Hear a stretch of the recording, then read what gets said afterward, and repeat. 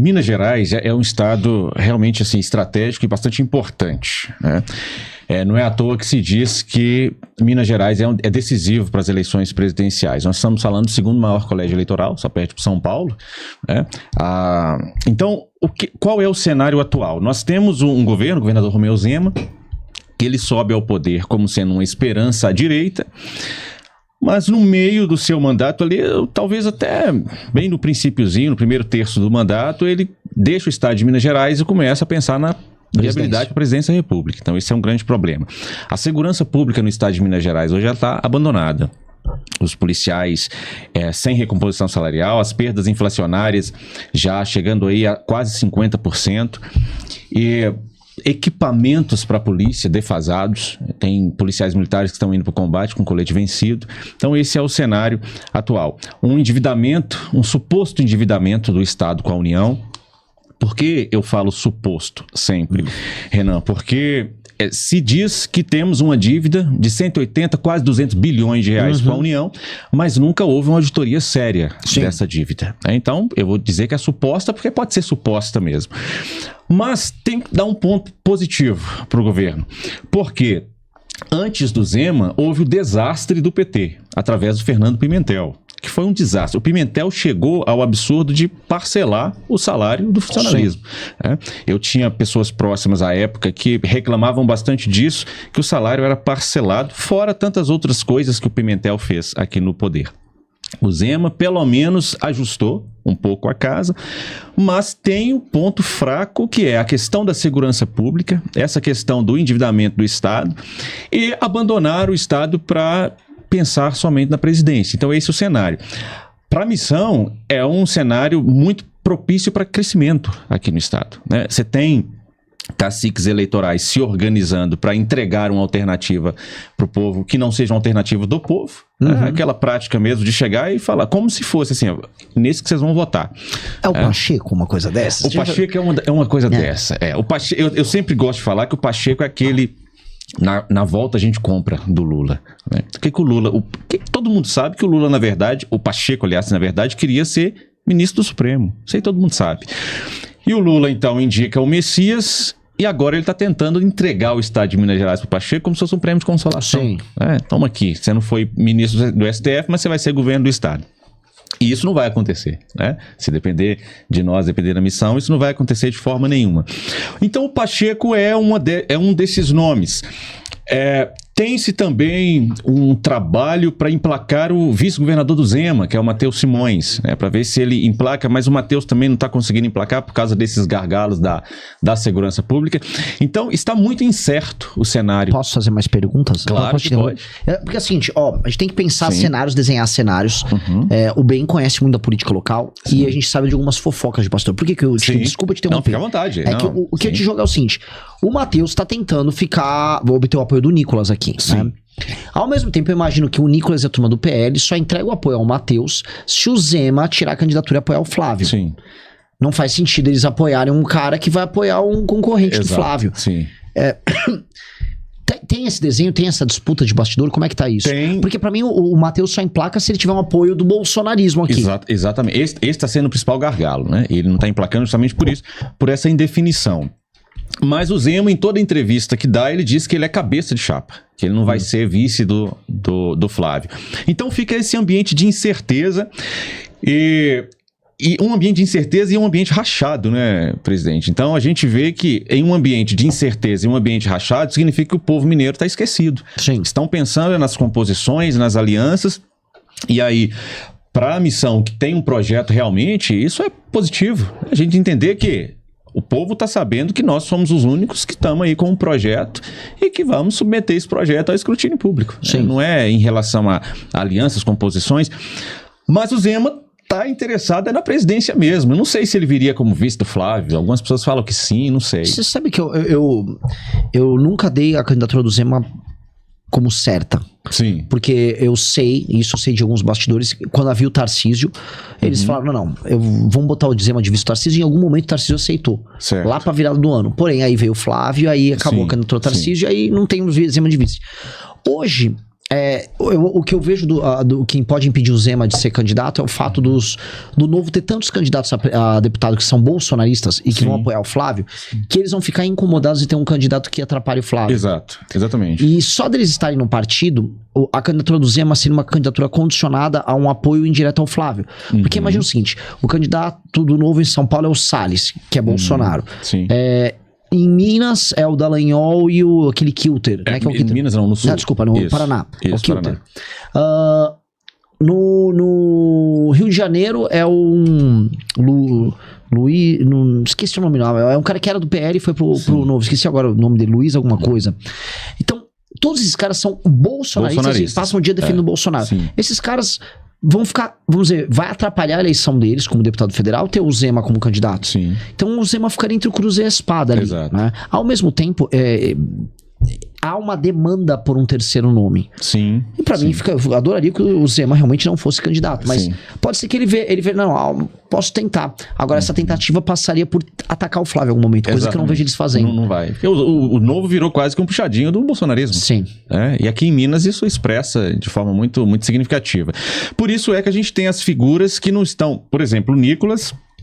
Ele teve algumas caminhadas com o Matheus Simões na tentativa de projetar o Matheus, mas não fecha também uma aliança, sabe? De vir a público e falar assim, não, nós estamos com o Matheus. Então tá indefinido pro lado deles, né? Tá bastante indefinido. O Flávio tá querendo um palanque em Minas, e o Zema tá sendo essa pedra no sapato. Hein? Sim. Voltando pro jogo de Minas aqui, então. Então você teria o Cleitinho pelo Republicanos, que pode ou não pode ser candidato. Sim. Ele anunciou o apoio ao Republicanos. Você acha que ele vem candidato? O Republicanos, teve uma notícia hoje na Itatiaia, o presidente nacional do Republicanos afirmando que o Cleitinho será. E aí é outro problema, né? Porque o Cleitinho, ele inclusive se manifestou publicamente esses dias, que parece que havia uma espécie de acordo dele com o Nicolas. Entende? O Cleitinho viria se tivesse o apoio do Nicolas, e se o Nicolas viesse, o Cleitinho o apoiaria. Mas se o Nicolas está na composição com o Matheus Simões e o Cleitinho está vindo... Exato. Entende? Tem uma desorganização aí. Mas o presidente nacional do Republicanos disse que o Cleitinho viria. Então, pode ser que sim. Pode ser que sim. Aí, realmente... É um bolo. É uma confusão. Sim. Eu vou, antes da gente falar mais de você e tal, eu ia de novo pensar nesse cenário de Minas. Sim. Porque tem uma coisa que é interessante. Porque assim, Minas sempre foi um lugar muito aristocrático. A política de Minas sempre foi uma política de grandes famílias e grandes quadros. Sim. E desde sempre, né? A política do café com leite era São Paulo e Minas. Exato. Depois você teve grandes lideranças mineiras. Você vai pegar o próprio Tancredo na oposição ao regime militar. O desenho de Minas também vai, do próprio Itamar Franco, sempre foi um desenho meio aristocrático, top-down. E meio que me parece que isso quebrou. A última disputa aristocrática que teve, tinha o Pimenta versus Pimentel, né? E aí o Zema fura eles. Isso. O Anastasia, né? Tinha o Anastasia, isso. Mas antes teve o Pimenta. Teve o Pimenta, isso. Exato. E aí depois veio com o Zema furando eles em 18. Sim. E daí em diante, Minas passou a ser um lugar não da uma política meio de topo, aristocrática, e ela passou a ser uma política popular. Sim. Você vê que dois dos políticos mais pop do Brasil, que são o Cleitinho e o Nicolas, são de Minas. Sim. E acho que Minas está passando por esse processo que não é tão comum na política mineira de ser um lugar, vamos dizer, de políticos pop. Sim. Né? São figuras pop em âmbito nacional, tanto o Cleitinho quanto o Nicolas estão em qualquer lista dos 10 políticos mais populares do Brasil, vai ter o Cleitinho, vai ter o Nicolas. E eu acho que isso muda muito a dinâmica do Estado. Você pega assim, o Pimentel pode ser... Pimentel não. O Pacheco. O Pacheco. O Pacheco pode ser candidato, mas ele é um candidato já nesse contexto das famílias, candidato old school. Sim. E o próprio Simões também. E aí eu ia te perguntar, porque você claramente se encaixa como uma liderança política popular. Sim. E aí eu penso uma coisa sobre o Brasil. Claramente há uma quebra das oligarquias em vários lugares. São Paulo também acontece, mas acontece no Brasil todo em alguma medida. E aí você divide a vontade popular em dois caminhos. Um que ainda é maior, que é uma vontade popular tosca, que, enfim, é o populacho pelo populacho, e outra que tem projeto. Você claramente tá num caminho de projeto. Sim. E você trabalha para se qualificar. Queria entender qual é o projeto popular seu. Como você vê, não só Minas, Brasil, traga o seu mindset de uma política que é popular. Você faz um trabalho de atendimento à população, de defesa de direito à população, e como isso se encaixa numa leitura de alguém que se pretende um líder. Certo. Renan, é importante a gente pontuar essas questões que você pontuou aí, mas pensando o seguinte, esses nomes que são populares, isso é incontestável, Nicolas, Cleitinho, são populares, mas eu acho que é uma posição triste, eu não queria estar na pele dos dois, porque eles são populares ligados a um nome, Sim. certo? No dia que o Cleitinho ou o Nicolas quiser ser, de fato, autônomo, ser o Cleitinho, ser o Nicolas, ele não vai conseguir. Por quê? Porque eles são Bolsonaro. Inclusive, hoje se tem aí no cenário político pessoas dizendo, o Nicolas está tentando se afastar do bolsonarismo, mas não pode. O Cleitinho é a mesma coisa. Inclusive, recentemente ele prestou uma entrevista ele falando, não, eu sou bolsonarista. Então você percebe que existe essa vinculação.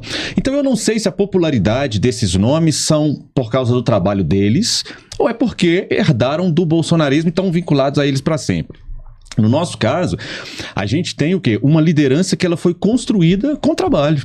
Então, essa certa popularidade que nós temos, você pontuou muito bem, ela vem da defesa do consumidor. Então, nós já tínhamos um trabalho ligado à sociedade mineira, um trabalho que teve uma penetração, que é o quê? Estar junto da sociedade mineira, do povo mineiro, que teve uma falha da prestação de serviço do Estado, né? Porque o meu trabalho só existe porque o Estado falhou. Né? Se o Estado tivesse com os órgãos de proteção e defesa do consumidor eficazes, não precisaria de um jornalista fazer a defesa do consumidor. Então, o que difere? Claro que a popularidade de um Nicolas ou Cleitinho é muito maior do que a minha, mas o que difere no que diz respeito à popularidade é que uns são populares, mas não podem ser, eles não têm um projeto deles, eles não podem. Sim. Inclusive eu falo isso até com respeito às pessoas, eu nem sei se a própria pessoa do Cleitinho teria um projeto.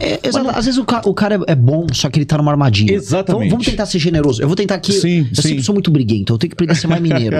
Que isso. Às vezes a gente vamos tentar ser generoso. Às vezes o cara veio de baixo, ele não sabia como construir. Sim. Mesmo pro MBL foi muito difícil. A gente tá construindo o livro amarelo há 2 anos e meio. Sim. O MBL tem 11 anos. Exato. Passou muitos anos navegando, tentando construir identidade.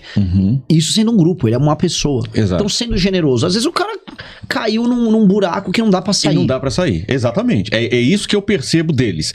Então, se algum dia eles precisarem discordar, por exemplo, do bolsonarismo, eles perdem toda essa popularidade. Pois é. Né? Que ela é vinculada e precisa ser vinculada, e eles precisam arrastar isso há muito tempo. O nosso caso, e aí eu falo até mesmo pelo projeto da Missão. A Missão é um projeto que ela é acima de qualquer nome, né, Renan? É um projeto. Então, todos nós fazemos parte de um projeto e trazemos a nossa popularidade, mesmo que pequena, a um projeto que ele é desvinculado de nomes. É um livro. É um conjunto de propostas. Então, nós ajudamos a construir essas propostas. Você traz a sua expertise, cada um vai trazendo a sua experiência, mas nós não estamos ligados a uma pessoa que, se ela errar, exato, nós vamos ter que dizer, não, ela não está errada, porque se eu disser que ela está errada, eu perco tudo que foi construído. Não é um dogma ao redor de uma pessoa, ninguém é sagrado no grupo. Gostou deste vídeo? Curta, comente e se inscreva para mais cortes como esse. E não se esqueça, nada escapa da mira da onça.